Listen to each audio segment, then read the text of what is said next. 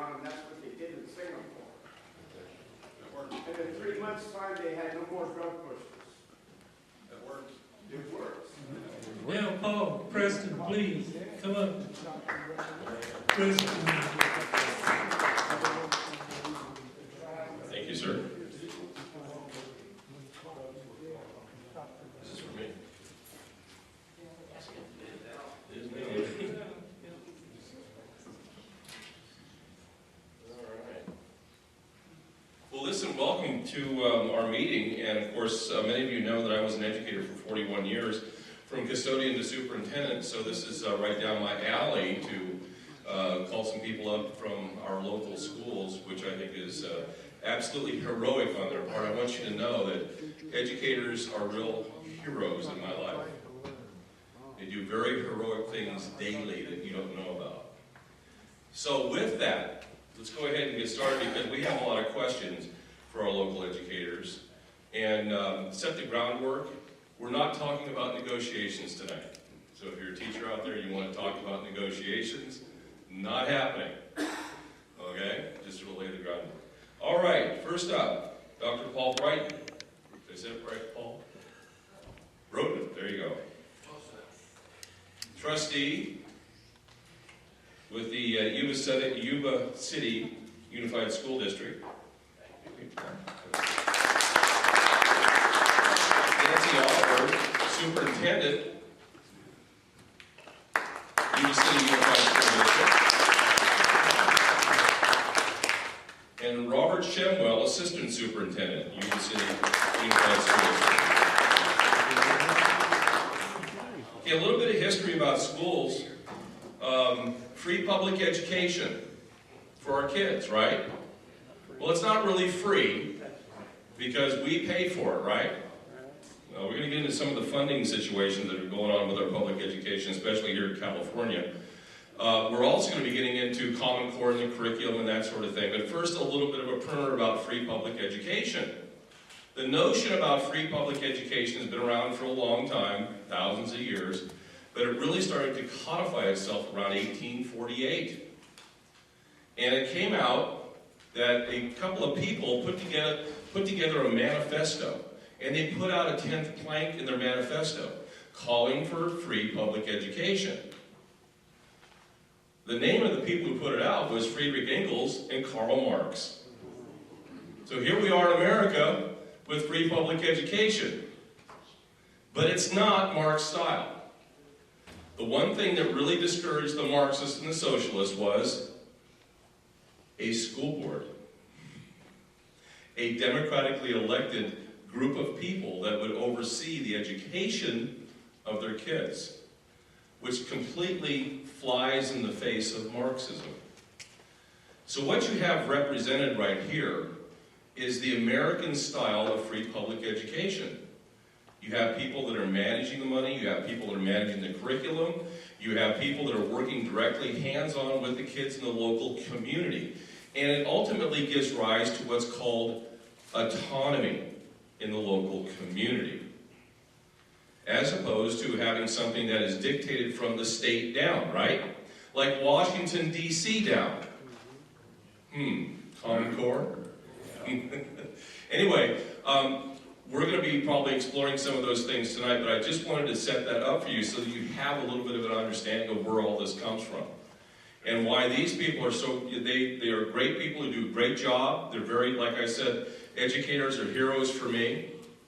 You know, like I think I said to one of you guys at one point when we were talking about the LA Unified School District and the superintendent down there closed down the school district. And, you know, all of a sudden they had to go look for bombs all throughout the schools. And I said, you guys know who the bomb detectors were? Here they are. Here I was one of those bomb detectors. You don't know that stuff, but there's a lot of things that teachers and educators do that they just do as part of their job, and they just move forward with kids. I know that one of the things I always said when I was an educator was, kids come first with me, regardless of whatever happens. And I'm very certain that that's the same mentality that we have here, especially because I like the schools that we have here. My daughter graduated from Yuba City High School. She is a honker.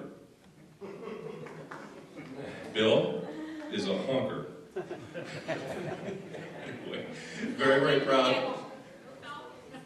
What's that? Okay, go Falcons.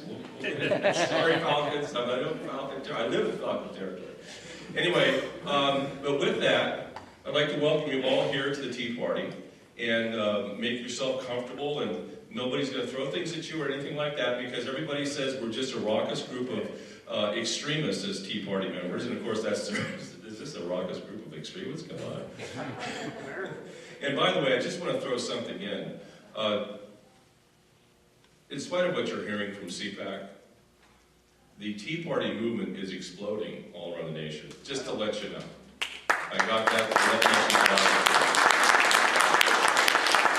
you know. Okay, so anyway, Paul, can I just sort of set the tenor with you? Tell us a little bit about yourself and what you do as a school board member.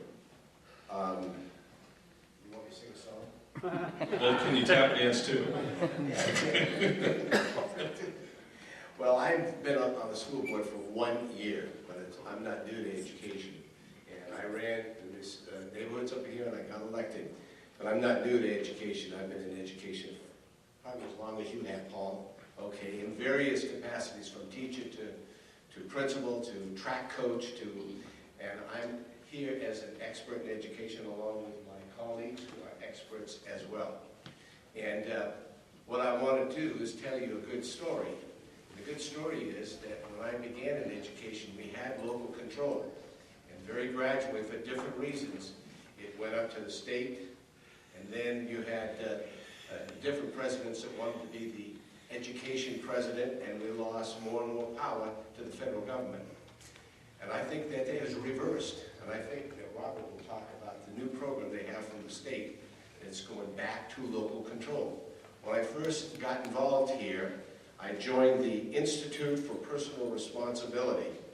And the Institute of Personal Responsibility, I see people that joined with me back there, okay? And it was on Common Core, because we thought at that time that it was shoved down the throats of our educators here in California. Well, times have changed. We have now local control.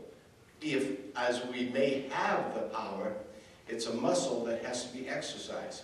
Will we keep it? Will we exercise it? Will decisions be made on the local level? Well, it depends on how many parents and citizens we get out that will get involved in that.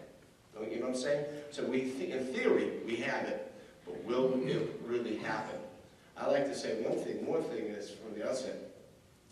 From the federal government, Nancy, you can correct me if you will, we only get from the federal government for it's not No Child Left Behind, it's the newest one. Whatever it is. All Child Succeeds, that's the newest one. It's not bad. What it says to the states is, you will choose your standards. All states have to choose standards, but you choose it. And so they have given more and more power back to the states. But about 10% of the funds that go into education comes from the federal government. So we do have the power. Will we exercise it? Well, that remains to be seen. Paul, I'm done. Are you done for that part? Okay. Let me explain something about what Paul's job is. He is a trustee, and he was elected to the position. He had to run a campaign and be elected. You have 7 or 5 on the board. 7 on the board here, that's a lot. That's a lot of board members. And the job that Nancy has here is to make sure they all like one another and like her, actually, because they hire her. Anyway, I'm going to talk about that in a second. But understand that everybody's got a different role here that they play, and this is a leadership group, and you're going to be hearing various things from them and get their perspective on what's going on. And I think a lot of people are concerned about federal overreach and stuff like that, or state overreach in local community and lack of autonomy. That seems to be a big thing that a lot of people are worried about. I guess it's because I talk about it on the radio all the time. But this Common Core is a classic example of that. But anyway, understand what the positions are here and what their functions are. So anyway, with that, Nancy. Hello. Son? Can't hear you. Hearing you? That one worked? Okay, hi. I'm Nancy Aaberg, and I'm very pleased to be here. I'm superintendent, as Paul indicated, of the Yuba City Unified School District. I'll I'll tell you just a little bit about me and a little bit about us. So a little bit about me, I've been in education since 1973, where I began teaching at the high school where I graduated in New Jersey. And I've been in education ever since. This is my 43rd year. It's my 11th year as a superintendent of Yuba City Unified, and I've been in the district since 1983, when I began at Yuba City High as a hunker teacher of math. So I was a math teacher for 21 years, and then I worked in a variety of different other capacities, and for the last 11, I've been the superintendent of the school district. I'm locally from the community. I moved here in 1975, and although I was not born and raised in the community, I've been here for a long time. That being said, as a superintendent, we have, I'll tell you a little bit about the school district. We have 13,000 students from pre-K through 12th grade. We're on 18 different campuses, including one in the Richmond housing area, which is our pre-K campus. The ages of our students range from 18 months, which is our new toddler program, to 22 years, which is students that have special needs and continue their education from age 18 to 22. So there are 13,000 students spread amongst those 18 campuses. And our school design is, the community spoke very loudly when they told us that new schools should be K-8 in design. So we have a lot of K-8s, and we have some K-5s, and then we have 2 comprehensive high schools and some alternative settings. This is the 50th year for Yuba City Unified as a unified district, and that happened when the 7 districts from around the county joined together and opened the doors of the unified district in September of 1966.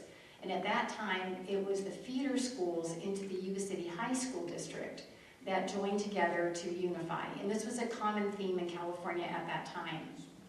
Marysville Unified, Live Oak Unified, there were a lot of unifications. The state kind of pushed unifications at that point in time to kind of make the efficiency, economy of scale, I think, more than anything. So it was a big decision in our county. We've been kind of tracing our history over the course of this year. And there were some great people that did a lot of work on behalf of education.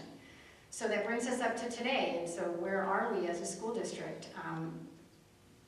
Paul had indicated that, he, as an educator, believes that he is and always has been all about kids, and that's what we believe as well. We have, as I say, we have 13,000 kids counting on us every single day. And so the decisions we make and the behaviors that we demonstrate have to be with that in mind. And so in today's education, some of the advancements that we're making, certainly in the area of technology, and technology not for technology's sake, but technology to advance our teaching and learning process. And so we've got a lot of technological advancements with the help of some fine work and support that our community has done, because this community passed 2 school bonds. One in 1997, which was Measure SS, and the other in 2003, which was Measure K. And that brought our community, River Valley High School, the redo of Butte Vista from K-5 to K-8. It brought us River Bend School down on Garden Highway and Stewart Road, which is a K-8 school. Prior to that, we enhanced our middle school with AK, and then later built West Walton, and then blended those into a K-8. So our community has shown great support for education, and we appreciate that. In return, we see that we are really part of the fabric of this community and the economic, not only the prosperity, but the economic future of our community. We have to be tuned into what are the workforce needs, what are the economic goals of our community, and how does the school district play a role in supporting that. And to that end, what will our graduates need while they're with us, and how best can we prepare them for when they're beyond us. Some of the new programs that we have begun, both high schools now have a comprehensive 4-year engineering course that started a year ago. This is in the 2nd year of that. We're rebuilding our ag program into an agribusiness program, and it was spoken earlier tonight in a great description of what is agribusiness, and it's really all the support systems that take, farm to fork, and the manufacturing, the banking, all of the biogenetics, every part of agribusiness We're building our ag program into the agribusiness program, and we have ag on both of our comprehensive high school campuses. We also know that computer science is kind of a lost art in this point in time, and you might read that programming is an important part of education again, and at a very early age, teaching programming to very young children. We know that computer science is a growing workforce need, and so we're adding a computer science career and technical pathway at River Valley High School. Our medical community here, all of our medical partners, business partners in the town, are working with us to develop a medical pathway, because that's one of the greatest employers next to ag, probably in the community. Yuba City Unified is the largest employer in Sutter County. We have 1,300 employees, and they range in every facet of operational support for what happens in the classroom with students, to get kids in the classroom, what happens to keep the buildings going, to keep the buses running, to keep the food hot, and the nutritional services supported to our students. So that's who we are as a school district. And where we are today is not where we need to be tomorrow. We have to make tomorrow better than today, all through the course of time. And currently, our school district is responding to the goals of our community in terms of where it really is the workforce in this area. We have a new grant in our county that is joined together with Colusa County and Yolo County. It comes from the Career Pathway Trust in the state. $7 million has come to us in our area to advance career and college pathways, particularly career and technical education pathways in all of our area high schools. And so Yuba City High, River Valley High, Albert Powell High School, which is our alternative high school, are all players in that process.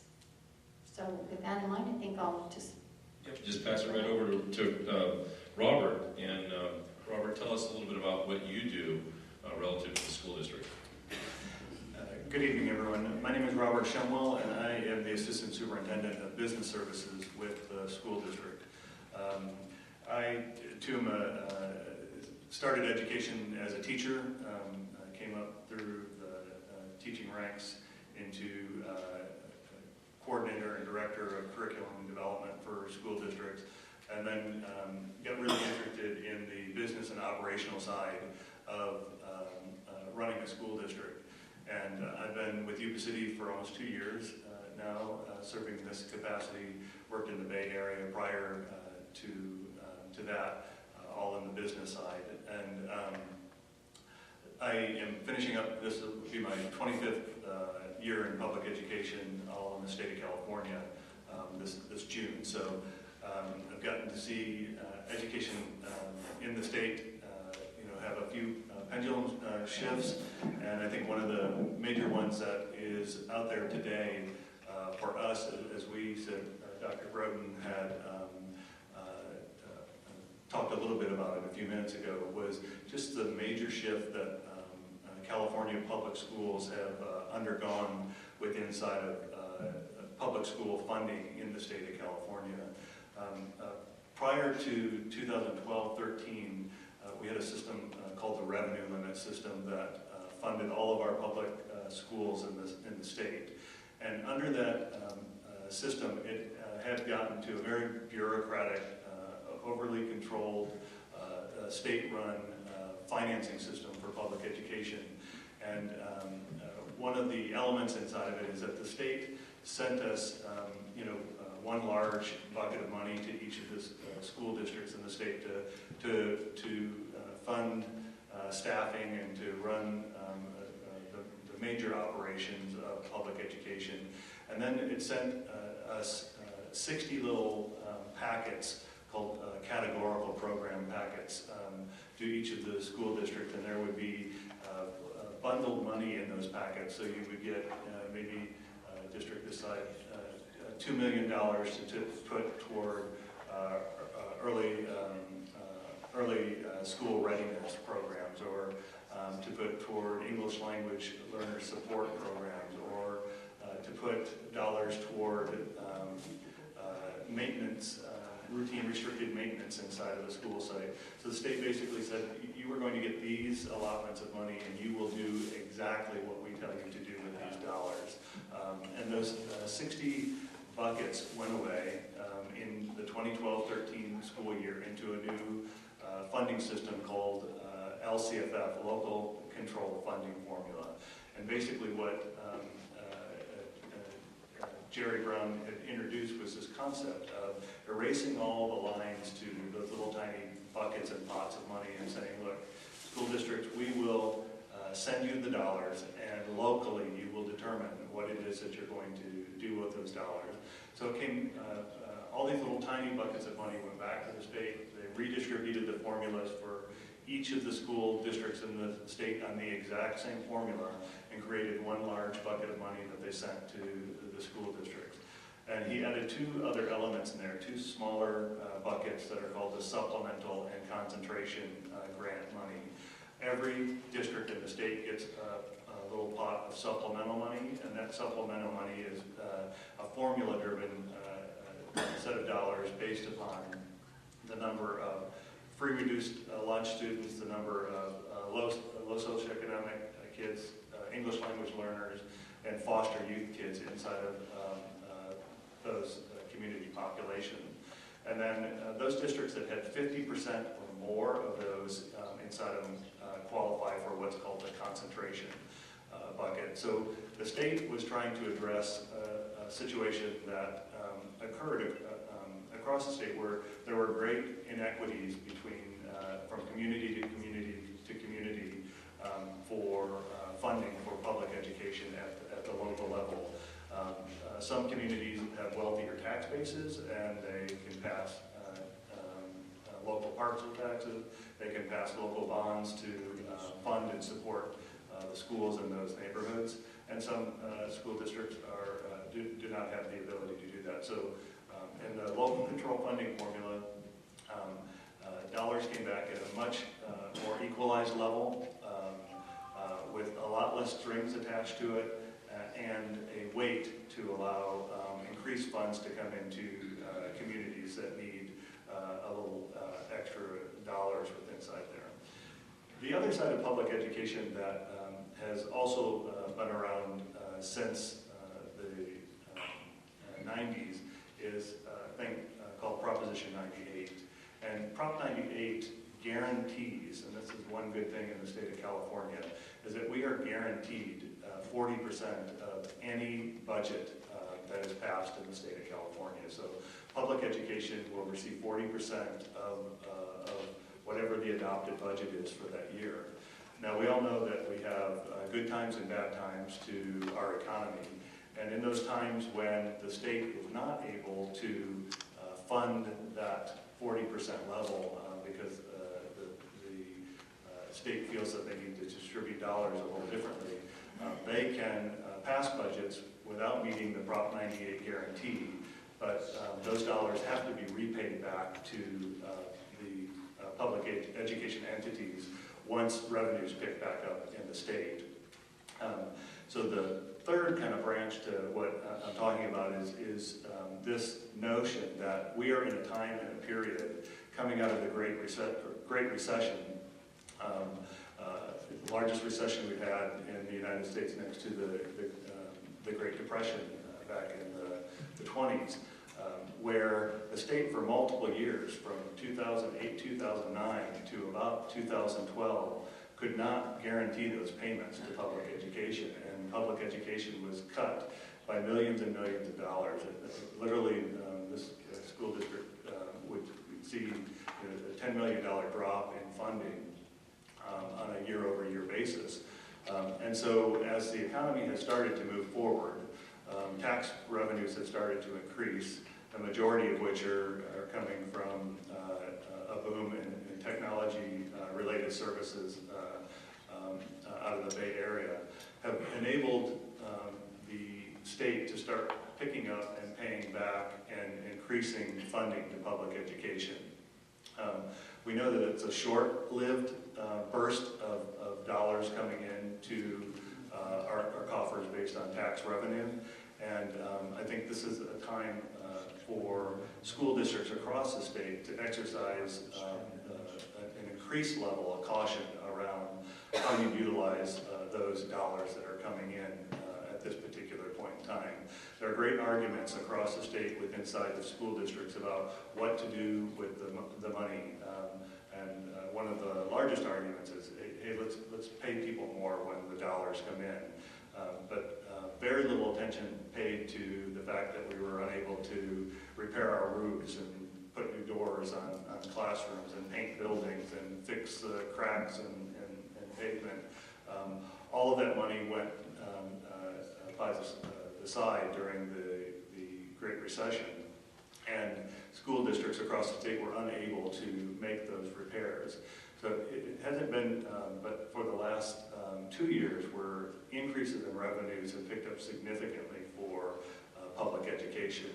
And in our district, through the work of the board and work across many of the teachers and administrators in the district, we begin to realize that this is a time for us to make adjustments to our environment as far as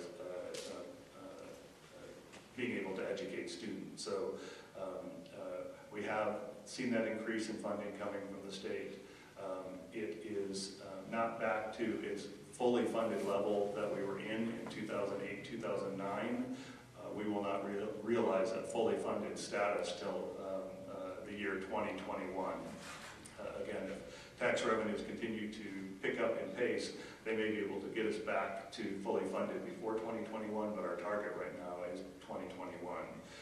Again, the board has taken, I think, some very courageous moves in establishing not only priorities to fix and repair and replace and maintain programs that a lot of school districts have cut across the state, but also shore up a strategic reserve for the school district so that it may weather any other additional downturns that are coming into the future. So my job is to work both as a business person for the district, but also keep my educator hat and brain on to make sure that we are aligning our resources with the things that are needed to serve our students and serve our community with public education. Yeah, I have a couple follow-up questions, Robert. And the amount of money just from 2008, let's say, that's owed to the school district, I think you guys might want to hear this, because these guys, and this is just not here, it's all throughout the state. Schools have been operating without the money the state is supposed to give them. Let's hold on to that thought. How much money do you think the district is owed right now?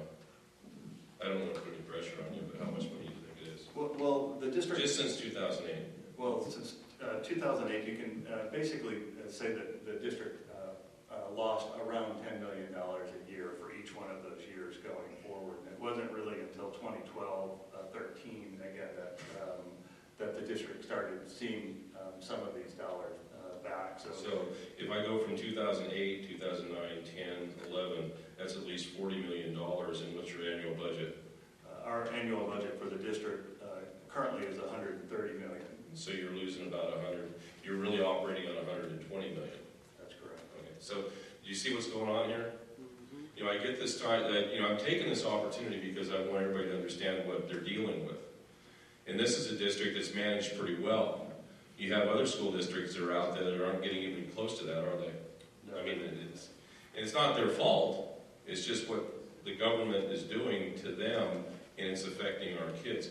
I guess the bigger question, and I thank you for answering this. I'm not trying to put you guys in a spot or anything, because I know how this kind of works out with the state.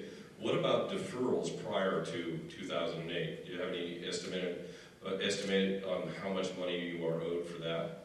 Well, the deferral process, and what we're speaking of there, is that as the state was trying to fulfill its obligation to fund districts with 40%, or fund public education with 40% of the adopted budget, they knew that they couldn't make those payments, so they basically, made a guarantee that they would repay that money to school districts, and they've started to repay school districts for that time period.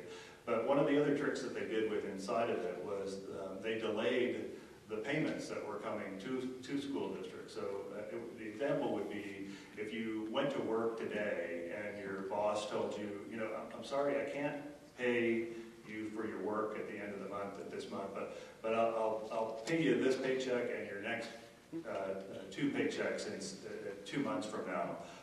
And basically what the state was able to do with these deferrals of basically deferring our paycheck was actually put multiple deferrals. And I think when the whole thing ended, we had something like 6 or 8 deferrals that we were experiencing through the year. And they were actually able to defer these payments over into other fiscal years. So in essence, we have missed paychecks moving from one fiscal year to the next that we'll never ever receive back again. And I would probably estimate that in a school district of our size of probably about a 10 to 15% cut in an annual year that we just will never ever receive again in any of our school districts across the state. So the state was able to use our money and not actually pay us back. Use your money in other programs as the politicians saw fit. As several lobbyists and several people told me in Sacramento when I brought this to their attention, because they weren't paying me, I wasn't happy about it, not me personally, but the schools. They said, well, you know, we mentioned deferrals to these politicians, and they look at us like it's just heroin, because they're going to use that money doing something else. I bring this up so you understand what's going on with our public education system. It's being strangled. The latest estimate I heard at 2008 or 9 was something like $10 billion that's owed to public education from the deferral process itself. But you're not disagreeing? No. Again, the majority of these deferrals will not be paid back to school districts. So that's money that the kids will never see. And I want to show you how this plays out, and I'm going to jump over to Nancy real quick. You're talking about having ag programs and shop program types of things, because I know this district is one of the few districts in the state left that's offering manual arts types of programs, because it's like 10% or maybe 15% of all schools even offer them. But how many sections are we talking about that are eliminated because you don't have enough money each year to offer those kind of programs? Well, we've been pretty lucky because, first of all, the way we determine what sections we offer is what interest the students have. And so our students have a lot of interest in those courses, and we've been fortunate enough to find teachers who are qualified to teach the courses, and so we've been kind of keeping up. But I will add that with the help of 3 recent grants, we've beefed up, we've been able to sustain it with the help of some external grants. And the reason why sections are classes that are offered, okay, like there's 10 classes, 10 sections, that's what we're talking about.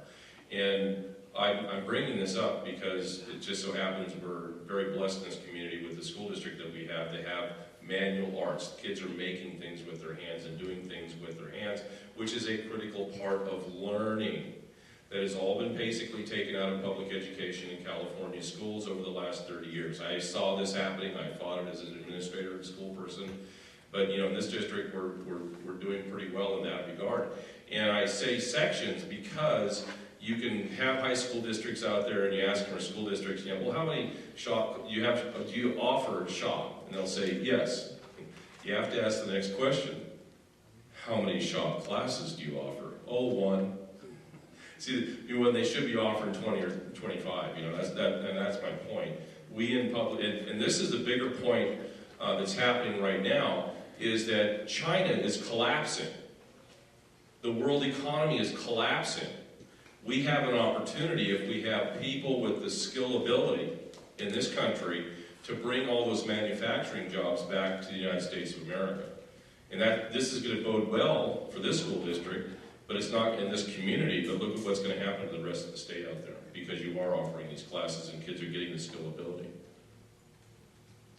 Anything else on that? Well, let's just talk about our auto shop. Our auto shop is a relatively outdated shop at this point in time because it's not real tech-based, and if you take your car to any of the local auto dealers, you know, they pretty much hook it up to a computer and they do a lot of diagnostics. And so we received a $600,000 facilities grant to update our facility. And then with the help of the local $7 million grant that came to Sutter County, the program part of it will be enhanced through that grant, and the facility will be enhanced through the $600,000 grant. So we have UTI down in Sacramento is all auto-based, and we talked to Larry Givicki, and he says we want our kids, you know, to come from UTI, so we want our kids to be able to go there successfully and get in and out of there to come back and you know, be certified and get a job. So that's where we're headed with that one. And this whole thing where jobs are going to come back to America, you know, Chris Street and I have this argument all the time. You know, Chris writes for Breitbart, and he's the economist and all that stuff.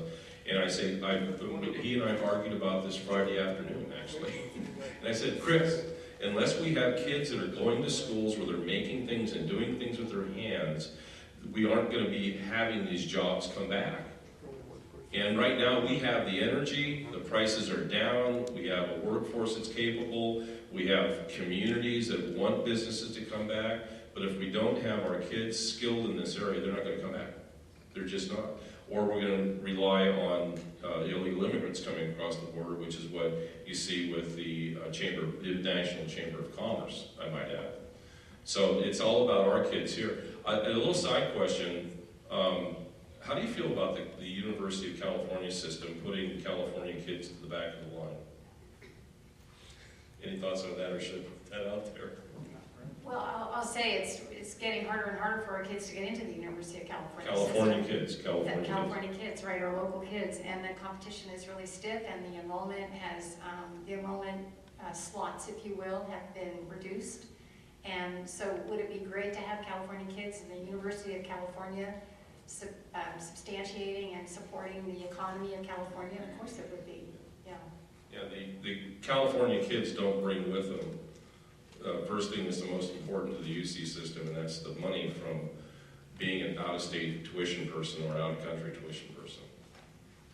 That's a priority with them.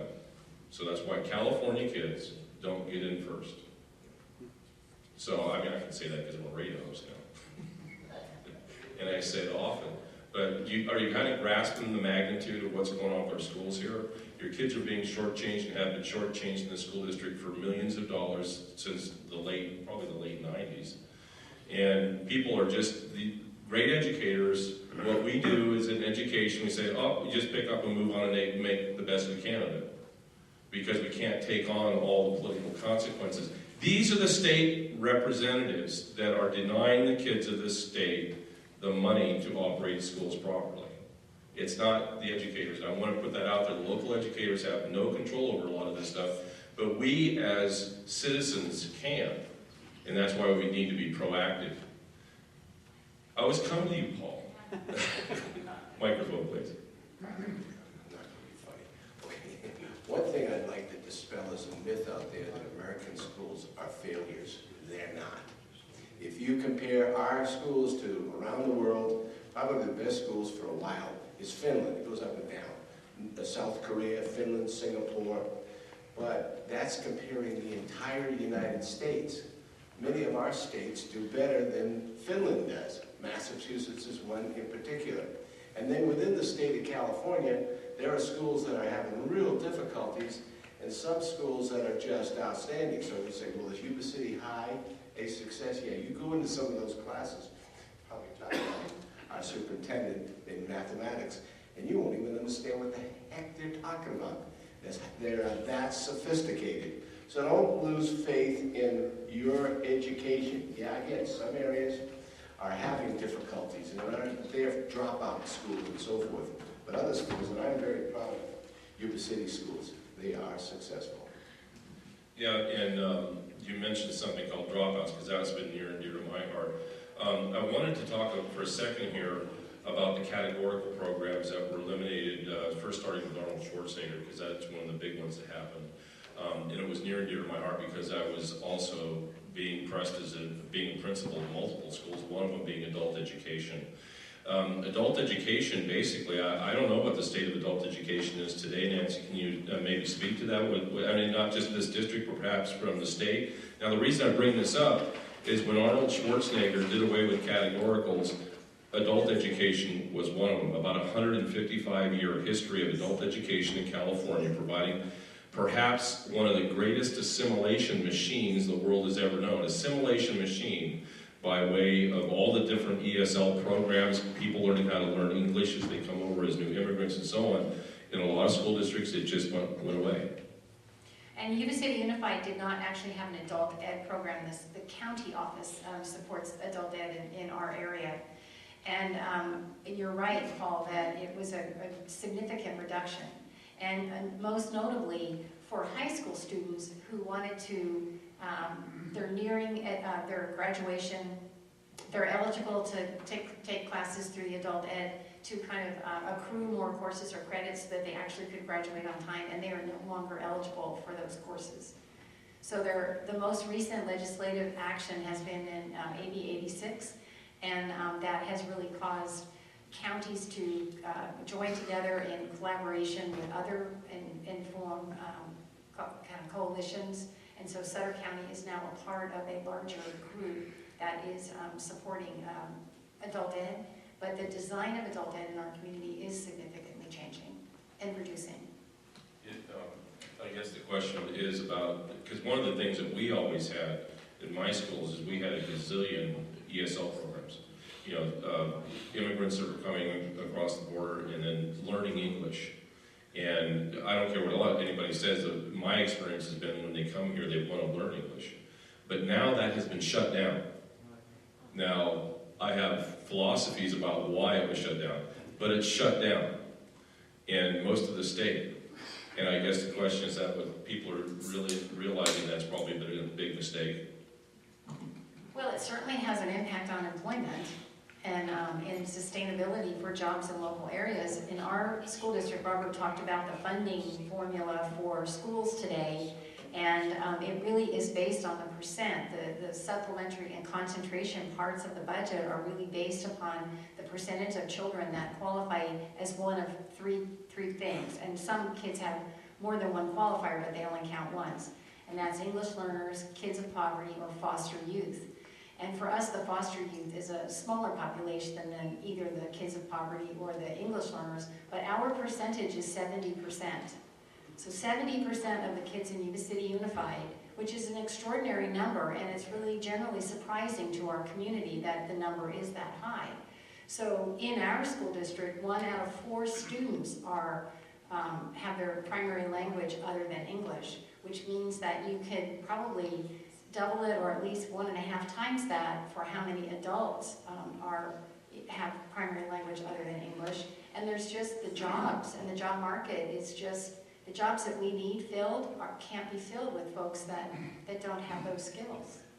And those language skills, as adults, immigrants coming across, would be taught to them in adult education programs. And that's why I say that's one of the greatest assimilators the world has ever seen, was the California Adult Education Program, which I think was about 150 years old or something like that, when Schwarzenegger did away with it through the categoricals. I know a lot of superintendents were happy about that, but very, very short-sighted, because now look what we have. We have people coming across the border, streaming across the border, and they're in their own native language. And they're not being taught or trained how to speak English. I know some school districts probably at the border probably do it a little bit differently, and they have those classes and so on, but it's pretty dismal from what I've been reading about and hearing about from some of my colleagues out there. Do you see that changing?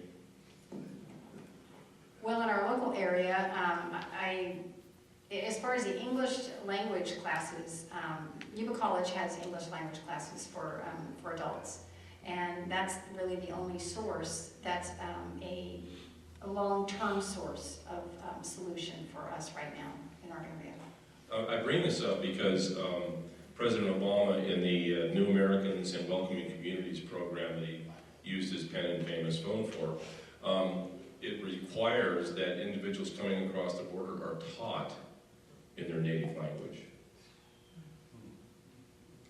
Been a big problem in the Baltimore, Maryland area, because you've got several charter schools that have been set up, and they only speak one language at each one of the charter schools, and it's not English, and they're not training their kids in English.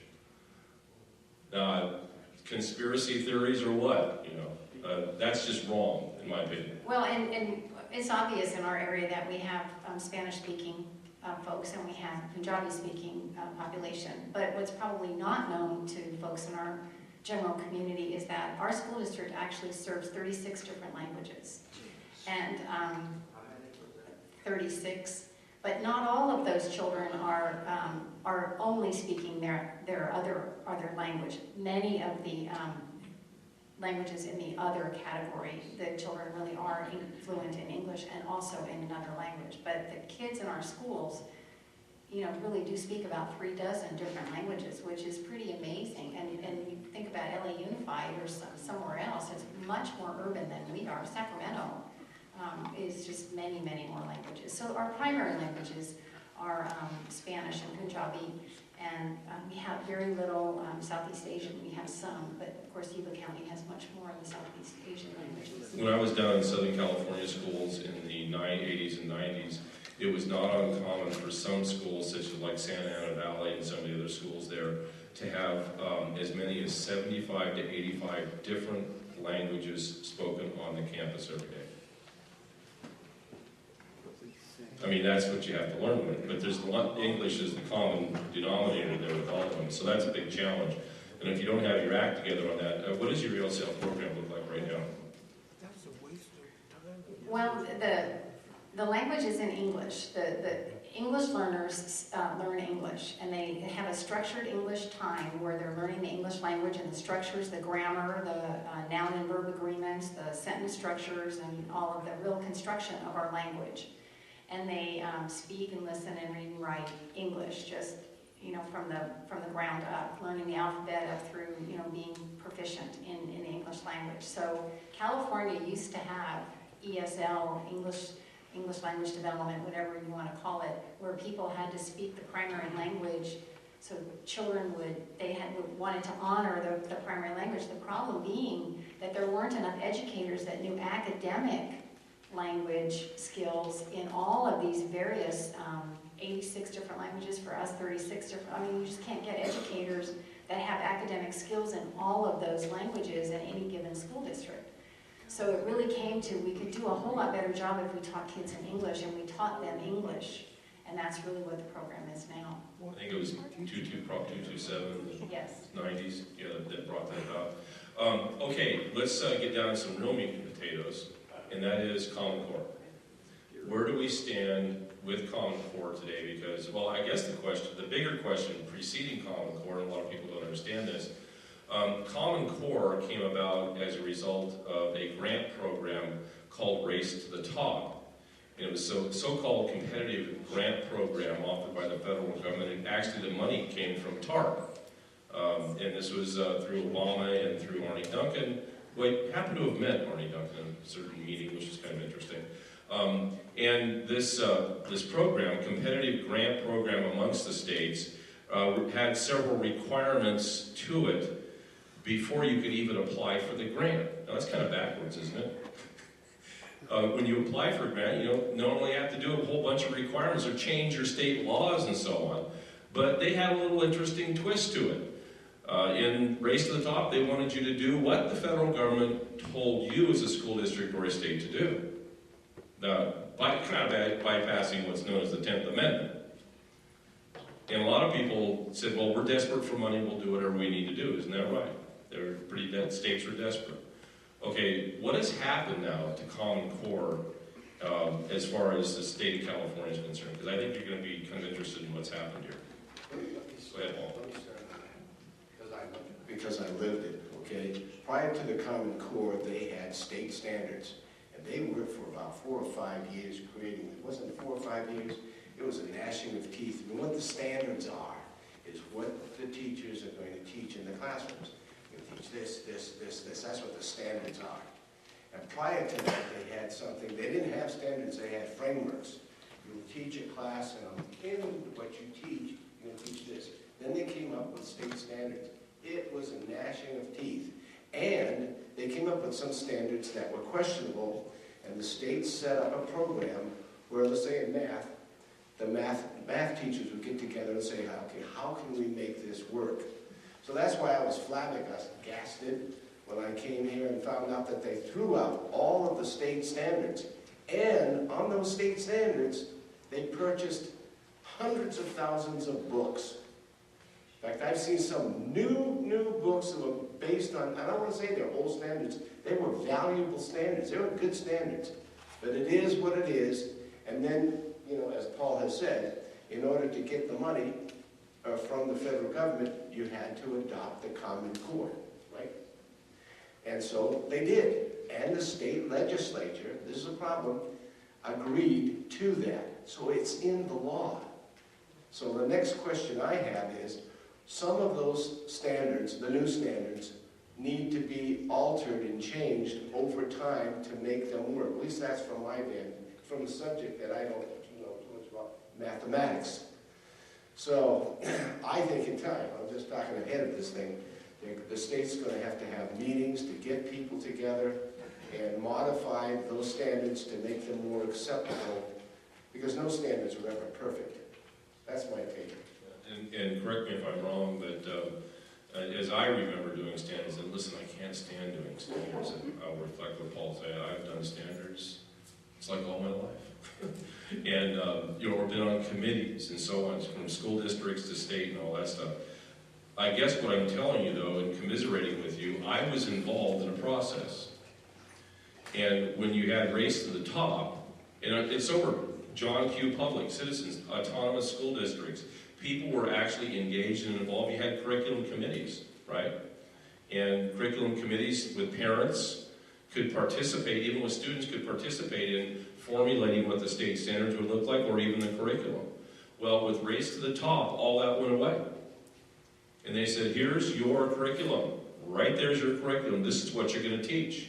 And they even gave you pacing guides and things like that that were mandated that you had to follow. So everybody universally was learning the same thing at the same day at the same time, no matter what country you were in. If you were in Kenya, you were learning 4th grade English. You were also in Yuba City learning the same curriculum. That was kind of the whole grand design. Welcome to central planning. And autonomy went out the window, isn't that right?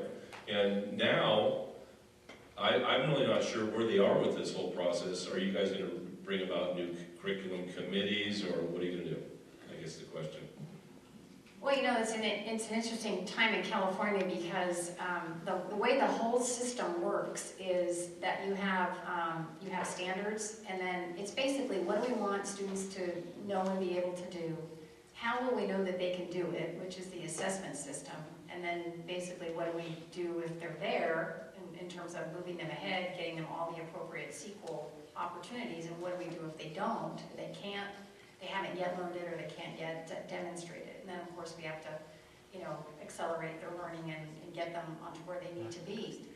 Well, what do we want students to know and be able to do is laid out, as both Paul and Paul have said, and that is in the standards. But how will we know that they know it is the assessment piece. And in California right now, it's just kind of starting a new assessment system. This is, you might have heard about kids take their test on a computer now instead of in paper and pencil. You know, has it been completely vetted? And the answer is no. And so the whole cycle of how things work is really still in progress. And then really the basic question is, how good is good enough to, you know, become the showcase of your community, to be the community pride, to say our school district is there and then some. That all is still, you know, emerging at this point in time. So there's some significant holes in the accountability system right now in California that they are working hard to fill, but they're having a tough time doing it because they're struggling with a lot of the big questions. Is Common Core dead, I guess is one of the questions, or is it in its death throes in California? I know that Jerry Brown and, Kirst, the school board president, Mike Kirst, went back to Washington. I know that didn't go very well because they actually sat down and had to listen to and talk with Arnie Duncan. But, you know, I'm not going to tell the story here. But how is that looking right now in California? Because I know that I know Jerry Brown kind of steered our curriculum in different directions, kind of sideways away from some of the problems with Common Core. Well, I I think the biggest thing, the biggest saving grace, if you will, with Common Core right now is that local districts are looking at all the standards, and to think you can do all of those standards well and right in every grade for every child there's too much. So what are the ones that you want to focus on? What are the feature standards? What are the emphasized standards? And those are local decisions. And that's pretty much what local districts are doing right now, and how are local assessments designed around those. There's millions of dollars being spent in instructional materials right now, so to see, kind of push those off the table and replace them with another millions of dollars is something that's probably not going to happen too soon. So the idea is to how to strategically select and plan from the set that you have. Excuse me. It's $5 fine, myself. Well, I guess, okay, now that brings some of the elements of curriculum up that might be in those books and so on that are, spinning off from Common Core that a lot of people might object to. And I know I have some real concerns about some of the stuff I see in science because I taught science and all that stuff. But also from the historical standpoint, from history. Are you seeing some of the biases in those books from Common Core being reflected there? That's a big, broad question. I know. Yeah. Probably the answer is yes. I can't really specify, yes, here's exactly where we're seeing the bias, and we're telling teachers to, soften that. But one thing is that we want to make certain in the history area, for example, and then we have a whole new set of standards called the New Generation Science Standards, which are just now kind of emerging for the area of science. The history standards still are the old California standards. There aren't any new ones in Common Core. So the Common Core element for history is in the literacy, that literacy spans every single content area. So that's what's new Common Core for history. Otherwise, it's really the old standards in California that still resonate with the history. So and again, because it's playing to this group and me also, the Constitution is mentioned a lot. U.S. Constitution is mentioned a lot in the U.S. history content standards. Right. Okay. Because I know in other parts of the nation it's not. Well, I was going to say that's what we want, right? Yeah. Yeah. Oh, correct answer. Just checking. Correct answer. It absolutely astounds me that, and especially coming back from Washington, how many states really aren't teaching the Constitution. It's not in their curriculum because they just eliminated it. Well, I can't speak on behalf of the board, I'll just talk for myself. I would find that very problematic. Yeah. Well, thank you. Let me say a few words, get a plug in on this. And I taught history and political science, but I don't know how long we've done an excellent job of going in depth and teaching it that well. So we have a ways to go, even if they straighten out the standards, to do a good job. One thing I'd like to leave with you, though, we have one assistant superintendent who's not here because she's not here, but Doreen Asumi, she's in charge of the process of creating the plan for every district. That's the LCAP. And if you go into the website of the Yuba City Unified, you'll find that link, and you go to it, to the LCAP, and you will see the entire plan. And it has to address the needs of the unduplicated folks, all of the kids who have needs. It has to be stated right there. So we update this every year. Every year we're going to be coming to you to say, join a committee, give us your input. And Doreen does a wonderful job. And you can go to Marysville, and you can go to Chico, and you can look right at their plan. So you can say to yourself, what are we doing here? Is it valid? This is local control. And so I'm not going to preach anymore, but I think we have an opportunity. I always wanted to have that for our schools, and we haven't had it. One of the things about local control and autonomy, I'm going to get into classroom autonomy as a teacher because I'm always a teacher. I used to get this thing when I was a principal and even a superintendent from teachers because I was in that position at that time. Well, you don't know what it's like to be in the classroom. What?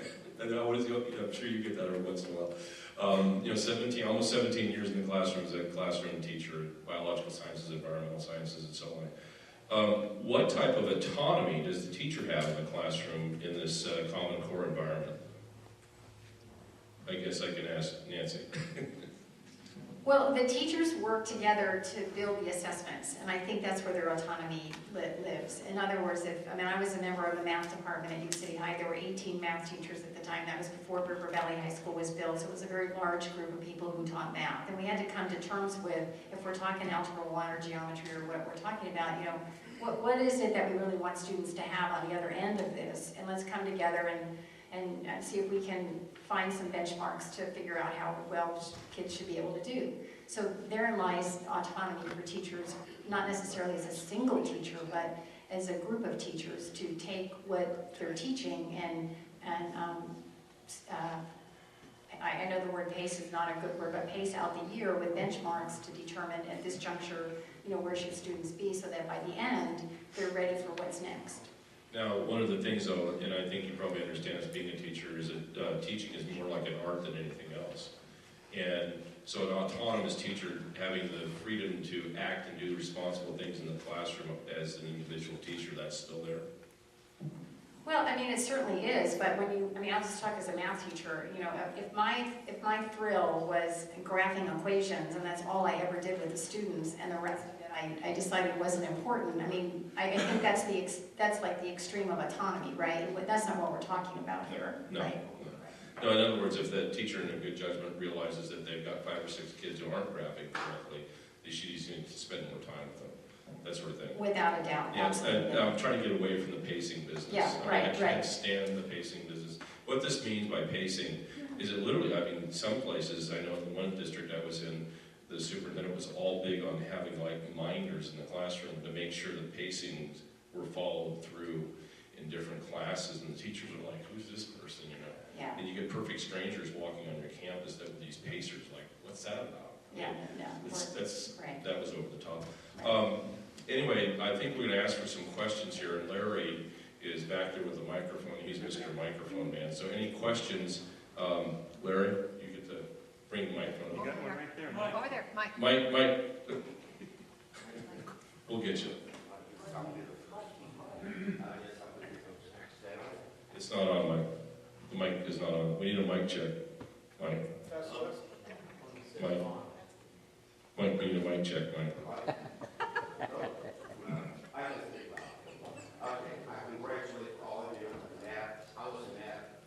Did you break it?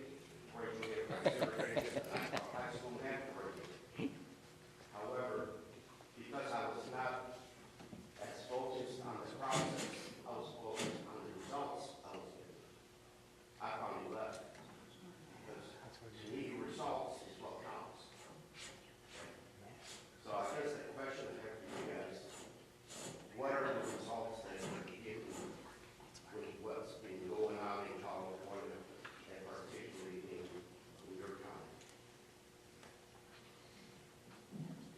Well, I think part of it just depends on the results based on what? Are they based on state tests, based on Graduation rates. Our graduation rates, in California, they kind of set standards for, how good is good enough for graduation rates. We should be at 90%. Our schools are about 90% graduation rate. The opposite of graduation rate is not dropout rate, because there's other reasons that kids don't graduate besides dropping out. So for graduation rate for the University of California and the California State University system, the average in the state eligibility of how many kids are actually eligible to walk out of high school and walk into a university system. And the average in the state is about 45%, and we're about 43%. So most of our students, the majority of our grads go to a community college. And in community college, they do track our data in terms of what do kids do while they're in the community college system. Many of them get a certificate program. So let's just take X-ray tech, for example. You can get a certificate to be an X-ray tech, and you can get that at Yuba College. So a lot of our kids go there, they get an AA degree, and then they go into other fields, medical field in particular. So those are some of the metrics that we have with sustained participation at the community college level, and we have, 40% plus a little bit of kids eligible to go into the UC or CSU system. Then we have, beyond that, we have kids that go into technical schools. UTI is one. There are many other technical schools that are on the other side of high school. And we have probably about 15% of our kids go on technical skills, and certainly some go into the military and places like that. So that's pretty much where our graduates go.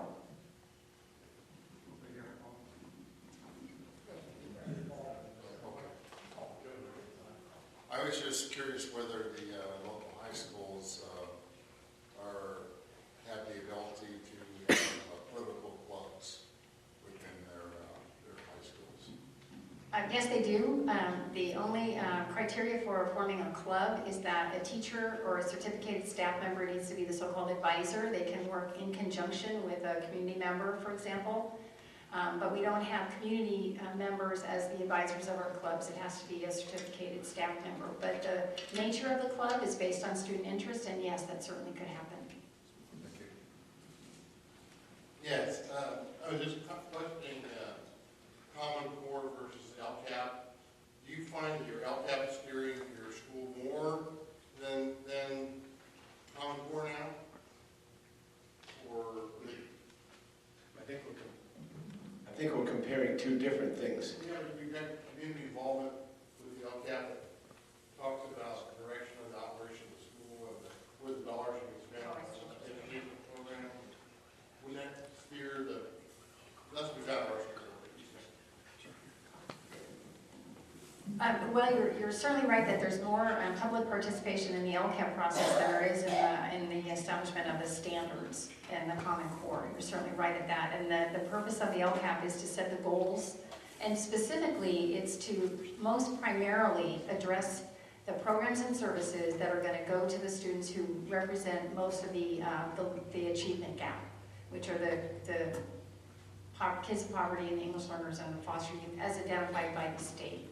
So when you have a large number of students like that, like Yuba City does, 70%, it kind of allows you to do broader-based programs and services. If you have a much smaller targeted group, then you would do more localized programs and services for a specific population of students. But nonetheless, what programs and services happen is a function of input from the community and a community-based advisory committee. Well, back here, or Roger.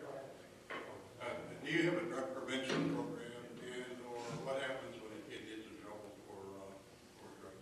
I have to say I appreciated what you had said earlier in the program, and we agree with you in terms of the dangers and long-lasting effects of marijuana. We unfortunately do see students that mostly possess marijuana. I think they tend to smoke it elsewhere, but they bring it with them, and we have an increased number of students that are bringing their parents' medical marijuana on campuses.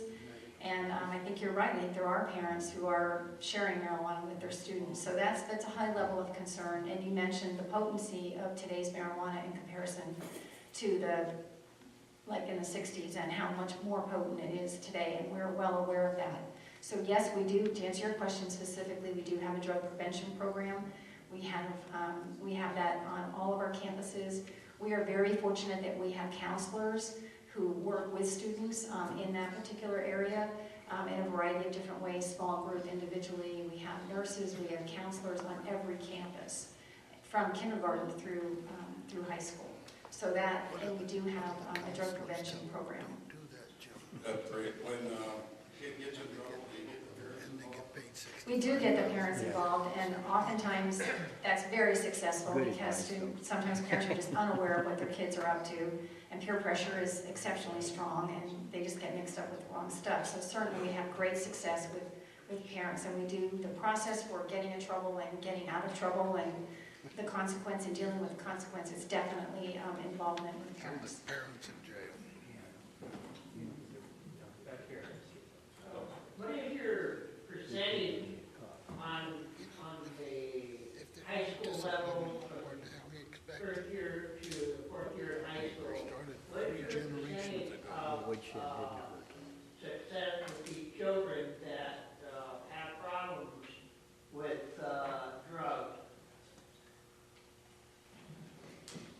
You mean to get them turned around and not do drugs? Right, exactly. We have programs when a student is caught with drugs, they go through a program. There's 2 levels of that program, so they get involved with a support system and an educational program to help them better understand the long-term effects of their choices and their decisions. And we basically, the school board has made the determination, although there's a fine line between tolerance and consequence for, in other words, expelling a student and just saying, sorry, you can't use drugs here, so go out and figure something else out. We'd rather keep them with us and educate them and give them another try, and that's basically what we do. So do we have repeat offenders? Unfortunately, we do. Do we have a lot of students who are successfully educated and they make choices different from, or make better choices and understand the bad consequence of a drug choice? Yes, we do that as well. The exact number, sir, I don't know that I have the exact number that you might be looking for. Can you give a ballpark figure? Are you looking for like how many kids get in trouble, or? Yeah, between those that stay in trouble and those that finally decide that's not the way to go.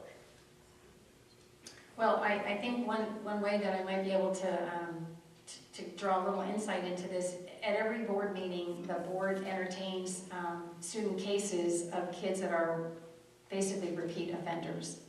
And in the repeat offenders that actually have to leave our district are about, I would say 20 per year. So the other kids that get in trouble and get out of trouble, if you will. Okay, so I think that, there's the board entertains the student cases, and sometimes they allow the student to stay and get in programs and turn their behavior around, and other times it's just too egregious. It's not all drugs, sometimes it's weapons, but yeah, right. We have another question back over there. Bill? Who's got the question? Right here. Oh.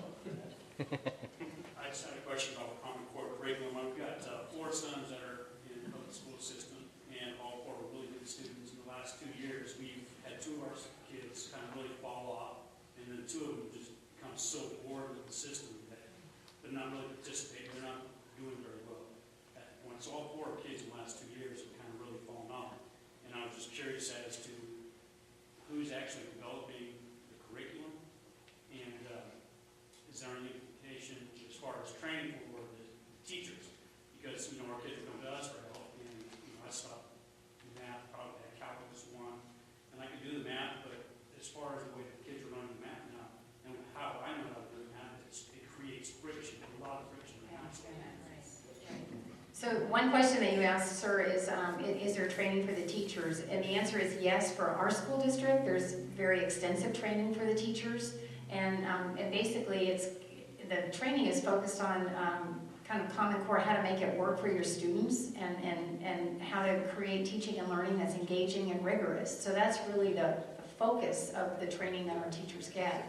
In terms of students that are not being pushed or challenged with the Common Core, I'm sorry to hear that, and because it's really designed to be rigorous, and actually more rigorous than what we had in the past, in the areas of math, in the areas of how to take a piece of text.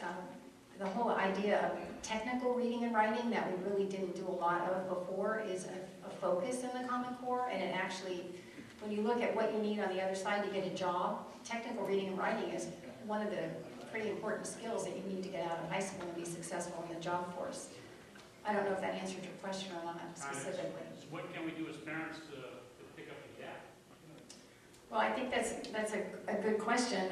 We have had some parent nights for this very thing, to talk about this with parents and to help them, understand kind of what they can do at home. Or again, and I can only speak for our school district, but every one of our school districts has an after-school program, and they have specialized assistance, help sessions for kids.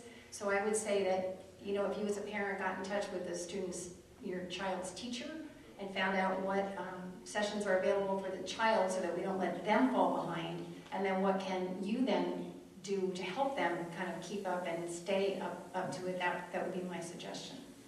So who's developing the curriculum The curriculum is, that generally speaking, there's a set of instructional materials for math for K through 5 in a school district. It's not a particular teacher, it's not a particular school, but it's a kind of a district decision. That's how it works in our district. High school is a little bit different because they have many more subjects. The state doesn't have any jurisdiction over over high school instructional materials, but it does have jurisdiction over K-8 instructional materials. So it's basically a curriculum program for K through 5 or 6 through 8 that a district would have. So it's not educators doing it, is it just? It's in terms of selection, which one would we select? We do have a committee of educators that looks at a whole bunch of different things and decides what would be best for our kids. So yes, we do that. Yes, one of the tenets of our Tea Party is constitutionally limited government. I, along with, I imagine, the majority of the people, or a good portion of the people in here, had to pass a constitutional test just to get out of 8th grade. Why is that no longer a requirement, and when can we look for it to be one?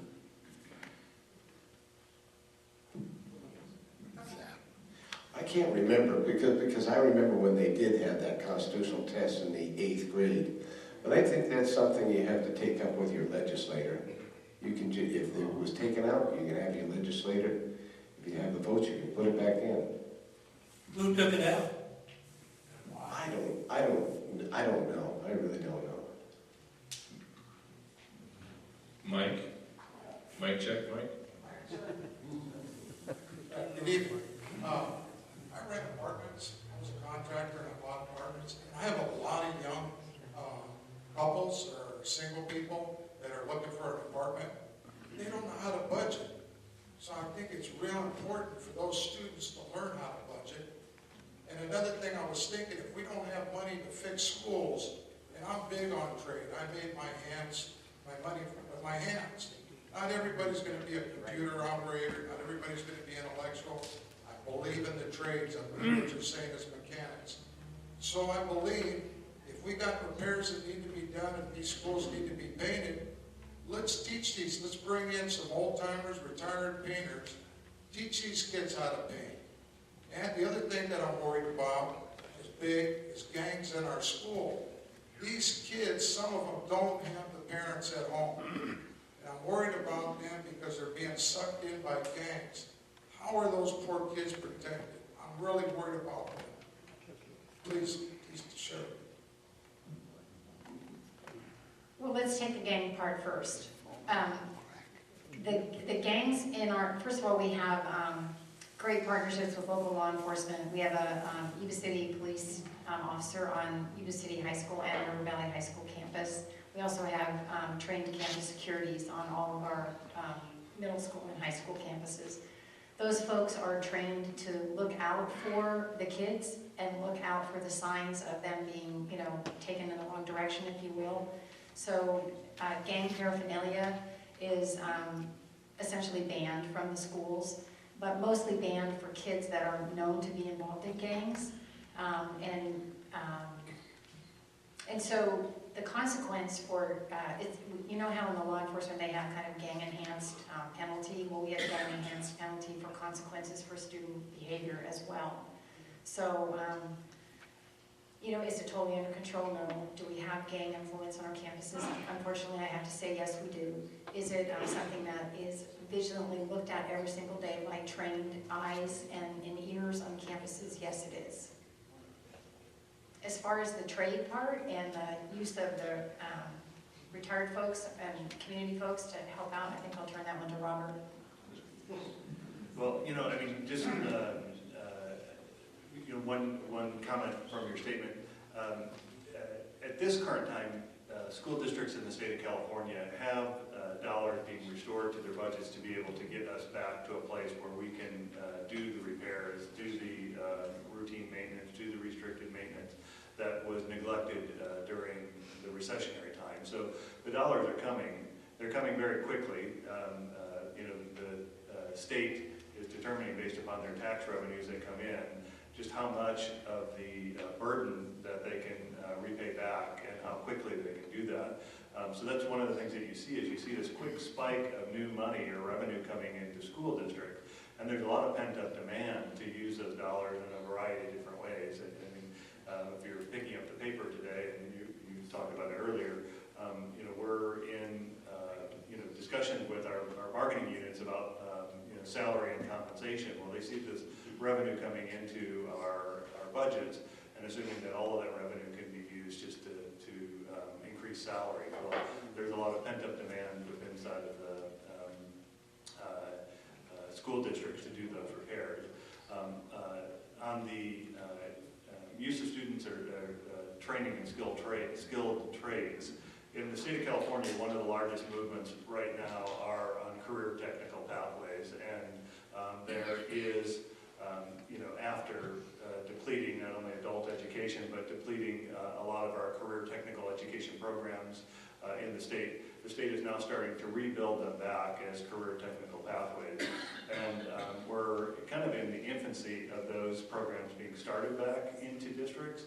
And I would say that it would not be uncommon for us to see pathways in construction and building trades coming back into our school districts.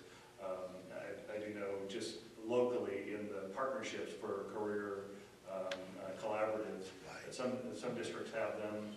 They just have not hit in our school district yet. But we see, and I think the state sees, that these are important pathways for children to be able to have access to. We do have welding in our City High, and if you look at the goalposts on the Gibbicky Field, those were actually made in the welding shop at City High. So we have continued our welding program, and it feeds into the Yuba College welding program. So that's kind of a pathway from high school to community college with the various certifications along the way. And our auto tech program is a hands-on program as well. So we have an industrial technology class that is more wood and different fabrications. So it's kind of a fabrication shop, if you will. So, are we moving to expand that? Yes, we are. Do we have some of it yet? Now we do. Yeah, I want to tail in on that because that was what I was talking about earlier. I'm really kind of grateful as a school administrator and school person to be living in a district that still has these programs still in them, because a lot of school districts have just jumped them. It went out with the categoricals during the Schwarzenegger era and so on. And actually, even before that, they started diminishing the programs, really starting, I think, about the 1980s. We started seeing sections cut back like crazy because everybody was going to college, not going out into their career techs. You mentioned welding. I've been in schools where we had welding, and certified welders came out of high school.